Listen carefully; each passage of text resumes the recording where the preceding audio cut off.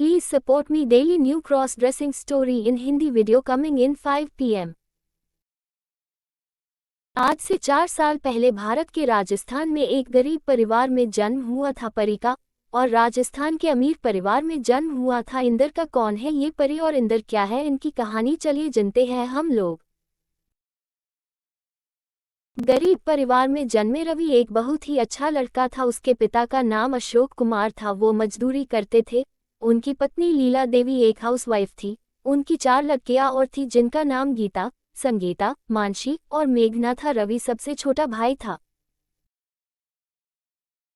रवि ही आगे चलकर परी बना। वो कैसे? रवि को बचपन से ही अपनी बहनों के साथ खेलता खेलता बड़ा होना था, जिसके चलते वो भी अपनी बहनों की तरह तैयार होता था। माँ पिता पहले तो कुछ नहीं बोलते थे, वो अपनी बहनों की तरह फ्रॉक और उनकी सभी कपड़े पहनता था।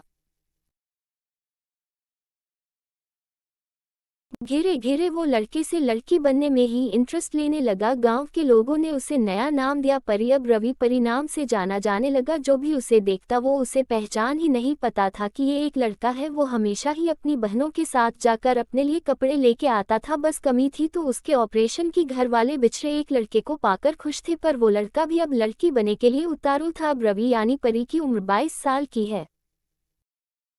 उसी गांव में हीरा दास नाम का एक सेठ रहता था। उसका एक इकलौता पुत्र था इंदर। एक दिन इंदर गांव के मेले में लगी अपनी शॉप पर बैठा था। गांव के मेले परी अपनी संग सहेली और बहनों के साथ आई। इंदर की नज़र उस समय परी पर गई और उसे देखते ही इंदर उसके प्रेम में पड़ गया। वो उसके लिए कुछ भी कर सकता था। अब इंदर उसके अपने प्रेम में डालने की सोचने लगा। परी को ये कुछ भी नहीं पता था। धीरे धीरे दिन बुझने लगा, पर इंदर के लिए दिन बहुत लंबे गुजर रहे थे। इंदर को परी की सच्चाई पता नहीं थी और परी को इंदर का प्यार के बारे में नहीं मालूम था। अब क्या होगा इंदर के प्यार का और क्या होना चाहिए था, हमें जरूर लिखें।